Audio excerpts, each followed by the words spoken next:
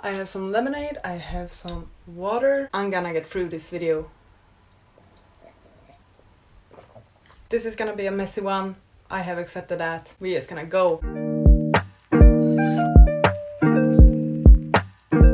Hi friends, welcome back to my channel. Today I'll be doing my June wrap-up. In June I participated in whatever-a-thon. My goal for that one was to read 8 books. I managed to do that. In total I read 10 books in June, and I also started 2 books that I have not really finished yet, but hopefully will soon. Whatever-a-thon was my main focus, otherwise I've just been enjoying June a lot. We had great weather in Sweden, and I've also focused a lot on BookTube and YouTube. I feel like I've done a lot of videos, I've filmed a lot, I've edited a lot, I've been preparing for the Olympics-a-thon, which is coming up. So June has in general been a really good month. Let's get to the stats. 5 of the books were targeted towards adults and 5 of the books were targeted towards young adults. If we look at format, 2 of the books were physical books, 2 of the books were ebooks, and 6 of the books were audiobooks. 1 of the books had a 2-star rating, 2 of the books had 3 stars, 4 of the books had 4 stars, and 3 of the books had 5 stars. That's pretty good actually, like insanely good. It was close to being 4 or 5 stars honestly, but then I kind of switched it around at the last minute. 1 of the books was a fantasy, 4 of the books were contemporaries, 3 of the books were romances, 1 book was a sci-fi, and 1 book was a non-fiction. Mainly contemporaries and romances, which I think is because I try to focus a bit more on LGBTQ+ stories, the ones that are typically like recommended and mentioned around booktubes for LGBTQ+ representation are contemporaries and romances, I feel like, so that's why it ended up being that way. So the first book I listened to in June was Kim Ye-young, Born 1982 by Chu Nam-ju. So this book basically follows a Korean woman's life. That's actually sort of the story. It's kind of like an overview of her story and some of the things that happened to her. I'm sorry that the description sucks, but the book did not suck. The book was really, really good. I enjoyed it a lot. I thought it was quite phenomenal, to be honest. First of all, Korean feminist literature, amazing, really good, keep it up. I thought this book did a great job of showing examples of like misogyny and sexism and how it can both be very obvious but also very subtle. There were so many moments in this book that I actually could kind of recognize, and I also got very frustrated because of how real some of the things that were like shown in this book and told in this book were. Great book. It is a short read, it is a quick read, but it's so good. I highly do recommend this book. It took me by surprise. I did not expect it to enjoy as much as I did. I ended up giving it 4 stars. I've seen that there is a movie based on this book, and the movie stars Gongju, and Gongju is my favorite Korean actor of like all time. If you've seen Coffee Prince, that's him. If you've seen Goblin, that's him. I'm gonna watch this movie. I need to watch it. It stars Gongju. Also, he stars in Train to Busan, but Coffee Prince is where I recognize him from. I'm not gonna rant about K-dramas. Let's move on. The next book that I read in June was Heartstopper Volume 4 by Alice Osman. This is the 4th volume in this graphic novel series where we are following 2 boys named Nick and Charlie, and they started out as friends, kind of turned into something more, and now we're following them on their journey. And they're like teenagers, they're like high school boys, and they hang out with their friends, and their friends are also like really cool. A lot of queer representation that is great. It is a very fun graphic novel. Many loves this one, many adores this one. I think it's really good. This 4th novel actually had some really great discussions about loving someone isn't always enough and what you can and cannot do for the people that you love. This volume also includes a lot about mental health and also trigger warnings for eating disorders and similar. So I did find that this volume actually went a bit deeper in its discussions that I really appreciated. I think I gave the first one 3 stars, the second and third one 4 stars, but because I enjoyed this one so much more, I ended up giving it 5 stars. Is it my favorite book of all time? No, it's not. This one just captured me in another way than the previous volumes had, so that's why I thought that it deserved 5 stars. The 3rd book that I listened to was The Black Flamingo by Dean Ada. This follows a young boy as he's trying to figure out his sexuality, his identity, and how he likes to express himself. This is also one of those books that is told in verse. I listened to this one, so I couldn't see the actual like how it was phrased and written in book format, but it's written in verse, so it is a bit more lyrical. It is like, it rhymes at times, some sentences and words are repeated for a greater impact. I thought that this book was really enjoyable, great queer representation. I think books like these are so great in providing representation for the readers and also just showing that everything is a spectrum. You don't need to be on one side or that side or another side. You can be a little of everything basically. And I just really appreciated that. I thought that was pretty cool. I ended up giving this book 4 stars. I then finished reading The Pirate's Wish by Cassandra Rose Clarke. This is the second book in the duology that makes the Magic of Blood and Sea series, so it's the second half of this book. I've talked about this book many times now. I even made a video where I tell you the 25 reasons why you should read this book. I'll link it in the cards and in the description box. This was a reread for me. I read the series like 6 years ago, I think. Maybe like 8 years ago. Yeah, it's amazing. I love it so much. In this series we are following Anana, who is a pirate, or her family are pirates, and she's supposed to marry this other boy from a pirate clan, but she runs away from the wedding, and that other clan sends an assassin after her to kill her for the offense that she made to the family. When they encounter each other, she accidentally saves him, in that way curses him, so that he, the assassin, needs to protect her instead. That's sort of like binds them together and makes them go on this quest to try and get rid of the curse. It's a very enjoyable read, it's very fast paced, it has so many amazing fantasy elements in it. We have pirates, assassins, manticores, elemental magic, blood magic, so many cool things. I will admit that the second book in this duology, the second half, The Pirate's Wish, the one I read now, is not as amazing as the first half of this duo. The pacing is a bit more off at times, and also it becomes a bit weirder, I guess. Very enjoyable read for me. Once again, very fast-paced stories. The characters are great, Anana is great. The assassin Naji is great. Please watch my 25 reasons to read this one. Hopefully I will convince you, because it is a very entertaining read. And of course I gave it 5 stars. The next book I listened to was Made in Korea by Sarah Suk. This one took me completely by surprise. Like, I did not expect to enjoy this one as much as I did. It's a YA contemporary. We are following a girl who's Korean or Korean American, and she basically has this K-beauty business at her school where she sells K-beauty products from her locker. But then one day some competition shows up in form of this new guy who starts selling K-pop merch, or like K-beauty merch. It sort of ends up being this rivalry between these two characters. It's so good. I honestly can't think of a thing that this book did wrong. Everything that it needed to do, it did very well. I was very surprised by how much I enjoyed this one. The characters are great, they are likable, they are relatable. If you're into like K-beauty, the K-pop scene, things like that, this is definitely a book you should check out. Everything is developed so well, pacing was great, the family dynamics were great, the relationships were great. My initial reaction was to give this book 5 stars, because like, I have nothing to complain about. Once again, is it a favorite book?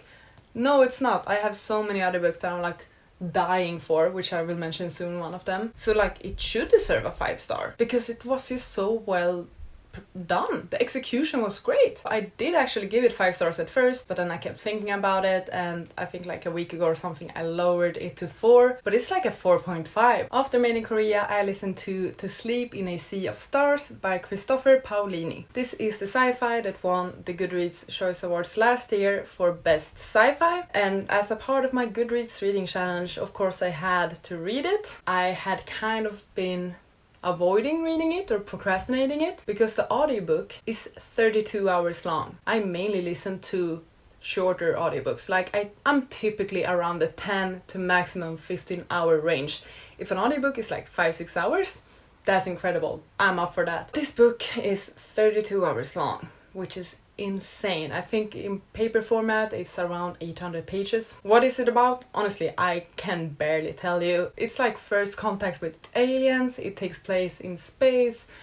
People are traveling and making discoveries, and one day this girl accidentally comes in contact with this exoskeleton or something like that. Some sort of thing that basically creates a shield around her body, and when she gets scared, stressed, aggravated, spikes come out. And then there's this sort of war between different types of aliens and the humans. There is something called jellies, there is something called something else. You can tell by my confusion that I struggled getting into this book, unfortunately, because it's 32 fucking hours long. The first 5% of this book, I was really into it. I enjoyed the characters, I enjoyed the relationship that was presented, I just appreciated the setting, but then like the next 95% of the book, they were quite boring and quite repetitive. The same thing happens constantly throughout the book. Basically, the characters, they need to go somewhere. So they go on their ship, they do this like cryo sleep thing so that they won't age while they are traveling. They go to this place, something happens, something gets messed up, and they have to go to a new place. So they go on their ship, they go into their cryo sleep, they wake up, they go to this new place, something happens, something gets messed up, they go to their ship, they go into their cryo sleep, and then they go to like so much traveling and going to places in this book with so few events, I feel like. And when there was actually like a war or a fight, it's such a short part of the book and the chapter, you barely notice it, or I barely noticed it until the fight was over. Like, oh wait, that was a fight? Oh, I guess I'm going back to the cryo sleep now. I'm happy I got through it. I didn't mind the characters too much, but they didn't really leave any impression on me at all. Some people really love this book. Obviously it won best sci-fi. I'm still trying to figure out what sort of sci-fi I enjoy, I think. I need to do some more sci-fi research, perhaps in the future, try and figure out what sci-fi tropes and storylines I actually enjoy. Either way, this book got 2 stars from me. The next book I read was Beer Town by Fredrik Backman. I have the physical copy, but it's upstairs because I'm making my mom read it. This is my 3rd ever Fredrik Backman book. If you watch any of my previous videos, you will know that I have completely fallen in love with Fredrik Backman's writing this year. I had not read anything by him before this year, but then I read Anxious People, A Man Called Ove, and my latest read now was Beer Town. And it was incredible. Obviously a 5-star. The story takes place in a very small town in like the woods of Sweden, or however I should call it. It's a very small town. And this town is a hockey town. Hockey is the main sport, the main thing in this town. It's what the town is known for. It's where they put all of their hopes and ambitions. Like so much is hanging on the sport and how these boys in these teams, the junior team, the senior team, the kids team, how these boys are performing during the matches. Everything is based on that, meaning that there's so much pressure on everyone involved, either in the like club or like the directors or the sponsors or the actual players and the parents of the players. Like so much pressure are put on anyone related to hockey, and it's so interesting to read just how this book shows sports culture. Basically hockey is the thing in this town, and one day the main player of one of the teams gets accused for sexual assault and rape. Then suddenly this town has to take a stand and has to pick a side. Who are they gonna believe? Who's the liar? What's going on? Everyone is just put in this very difficult position where they have to make decisions for the ones affected, the victim, the offender, the team, the town, the sponsors, everyone basically. There are so many important discussions, and just the cast in itself. Fredrik Backman is great at writing huge ensembles. He gives every character so much heart, he gives them depth. Even if they're only there for like 1 chapter, they feel so real and so important to the story and to this town. Yeah, I cried during this book, or I let out a few tears, and that's because some chapters are quite difficult to read. As I said, trigger warnings for rape and sexual assault, but also like homophobia, bullying, violence. I keep thinking about it, and I want to make everyone read it. My first goal was to make everyone read Anxious People because it's both funny but also deep and sad. Beer Town is not as funny. It is really funny still at times, but it does have a much more serious tone. It does feel a lot heavier. It's also longer than the other books that I've read so far. I feel like this is the important book to read. This is where parents and children, everyone can see how easily impressionable kids and youths are by the things that adults do and say, and it's so important. I love this book. I think it's so important. Everyone should read it if you're able to, of course, considering the trigger warnings. This should almost be mandatory reading. I keep thinking about this book and what it means, and just like how well Bachman does it, like how well he writes these stories. I can't handle this. There's an HBO show that adapted this book. I need to watch that one.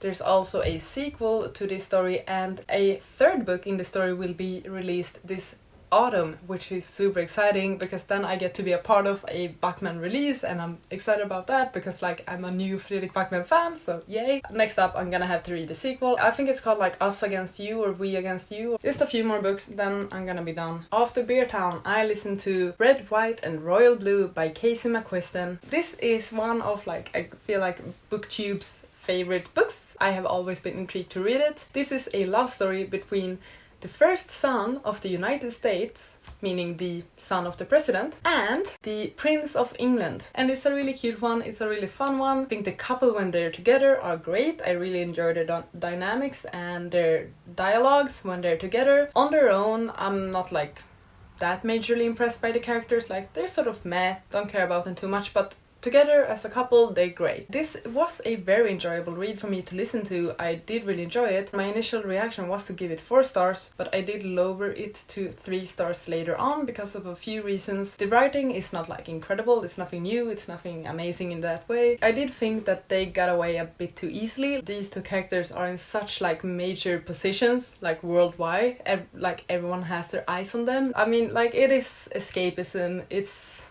supposed to be a happy ending, so I completely understand that. I would have appreciated some more conflict, some more consequences to their choices and to what they said. I also listened to another Casey McQuiston book this month, and that was One Last Stop. And this is a new release. I think it was released on the 1st of June or like the 10th of June or something like that. And this is about 2 girls. So we have one girl, August, who moves to New York. She finds a place to live, and she meets this girl on the subway. She only ever meets this girl, Jane, on the subway, and they sort of start flirting, and August falls completely in love with her from the beginning. Then this book sort of ends up having this like time travel sci-fi sort of twist to it. I did enjoy this book until that part. I did not care about the time travel sci-fi sort of thing, stuck in time, whatever. I did enjoy the ensemble of this book, like the cast, the roommates of August, where she lives. They are all incredible. Once again, so much amazing queer representation. The queer rep in this one was